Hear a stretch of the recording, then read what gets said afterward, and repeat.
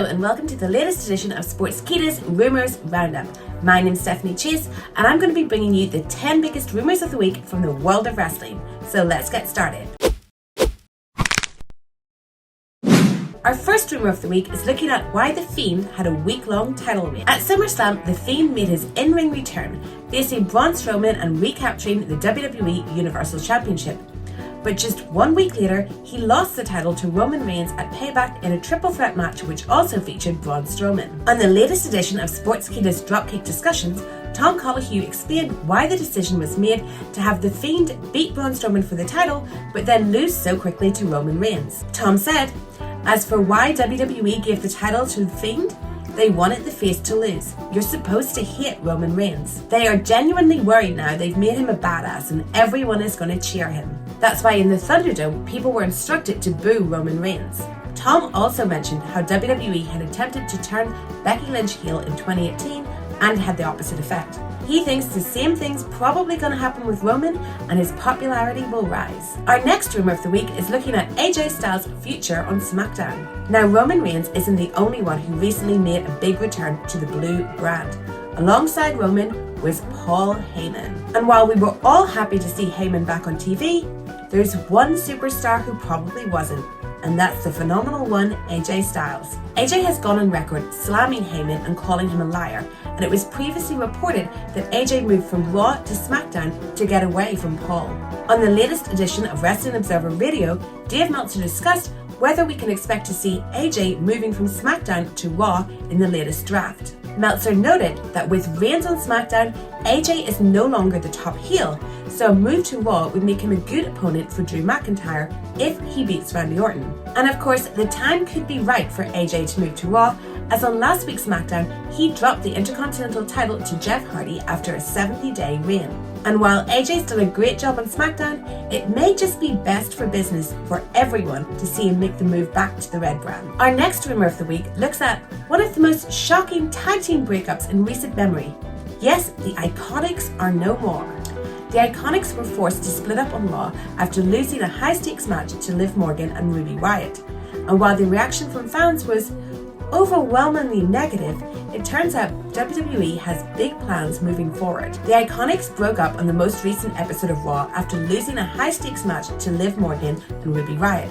And while fans weren't happy about the decision, it turns out WWE has some big plans moving forward. Mike Johnson from PWI Insider revealed that the reason behind the tag team split is that WWE has big plans for Peyton Royce, and reports about the IIconics wanting to leave WWE are untrue. WWE intends on going a different direction with Royce, which was evident from the Raw Underground segment in which Marina Shafir knocked out Billie Kay. Mike said, "I was told by several people that Peyton Royce is earmarked for a singles push." Mike added, "The decision was made that Peyton Royce was going to be one of the people to get pushed going further, and this was their means to the end." Dave Meltzer previously reported that in a meeting not too long ago, Vince McMahon said that he views Bianca Belair and Peyton Royce as single stars. And while it's sad to see the IIconics come to an end after 5 long years together, the future certainly looks bright for Peyton Royce.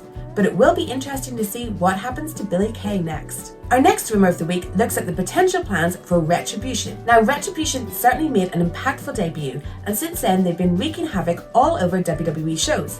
Well, Raw and SmackDown, because for some reason they didn't turn up at either SummerSlam or Payback.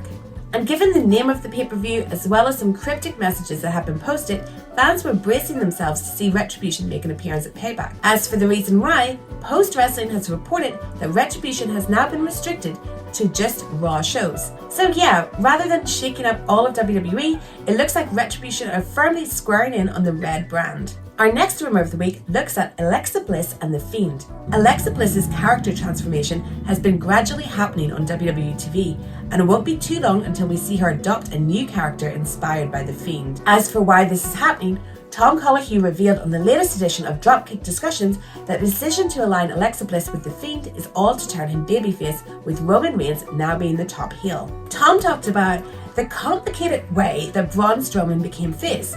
Basically, it was because Roman Reigns had to drop out of his WrestleMania match against Goldberg, so they needed a face. And then with Roman returning and turning heel, The Fiend was given the spot of the face against him, and Braun Strowman was essentially relieved of all his duties. Tom said, The Fiend became the face because Roman Reigns was turning heel. That's why Alexa Bliss was there in order to turn the Fiend face. But there'll be a lot more to that story. That really brings that home and makes it very convincing that you should cheer the Fiend. The story WWE is telling is that anyone who comes in contact with the Fiend suffers a character change. And this is what's happening in Alexa Bliss's case, and the change should be complete in a few weeks. For our next rumor of the week, we're looking more at the idea that Braun Strowman is losing his top face spot. Now, as I previously stated, Braun Strowman was given his face spot due to Roman Reigns' absence and them needing a WrestleMania opponent for Goldberg. But now Roman is back, it looks like Braun is set to slide down the card. Tom Collahue explained, "Next for Braun Strowman is down the card. He had a pretty good first title reign, it lasted 4 months, but he only feuded with Bray Wyatt, and he never did much more beyond that. Going forward, he will be in the upper mid-card now, helping to put people over. We could see a feud with Big E coming in the near future." Tom further explained how in Roman's absence a lot of people were elevated. Explaining the SmackDown face side, Tom said the order was The Fiend, then Jeff Hardy, then Big E, who has just been moved up the list ahead of Matt Riddle, who is now 4th. But with the brand split coming up, of course there's always the possibility that Braun could be moved to Raw and slightly up the card. Our next rumor of the week concerns a backstage conversation between Randy Orton and Vince McMahon before Payback. Now, Keith Lee made his Raw debut by confronting Randy Orton and having a match with him, which ended in a DQ finish. Then the two faced each other again at Payback, where Keith Lee won clean. So why did Keith Lee have such a good outing against Randy Orton?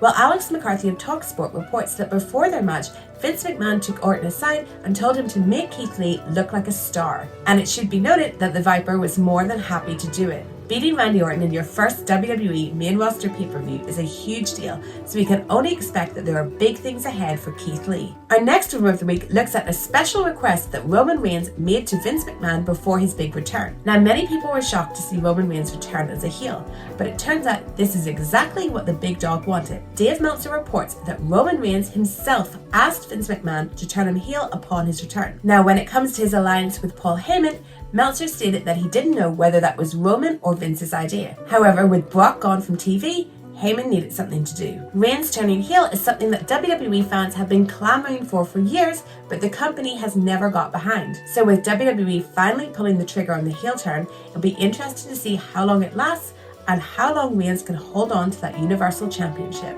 Our next rumor of the week regards WWE being in no hurry to re-sign Brock Lesnar. Brock Lesnar is now a free agent with his WWE contract ending after WrestleMania 36. Now it's been reported that negotiations between Brock and WWE have hit an impasse and he is free to entertain offers from outside promotions including the UFC. And while Brock is noted for taking his sweet time when it comes to negotiating with WWE, Meltzer added that the company's in no hurry to re-sign him either, as they don't have any creative plans for him going forward. Of course, knowing Brock's value to WWE, Vince McMahon will probably try and seal the deal whenever negotiations resume. And with AEW being a possible threat, it's very likely that Vince is going to make Brock an offer he cannot refuse. And our last rumor of the week regards WWE telling its employees not to engage with third parties. It was a huge story at the weekend when Wrestling Inc. revealed the WWE superstars are no longer allowed to engage with third-party companies, which appears to include Twitch and Cameo. In a recent call with talent, Vince McMahon spoke about the reinvention of the WWE product. In a follow-up letter, Vince told superstars that they had 30 days to terminate all contact with third parties or risk fines, suspensions, and even firing. WWE talent are of course independent contractors, so the legal etiquette of Vince's latest move seems a little unsure. All we know now is the superstars have 30 days to sever all their ties with third parties. So it looks like we're going to have to wait around and see who complies and who keeps streaming. And that's all for me this week. Thank you so much for watching. I've been Stephanie Chase, and don't forget to subscribe to Sportskeeda's YouTube channel as well as giving them a follow on Twitter, and you can follow me at Stephanie M. Chase.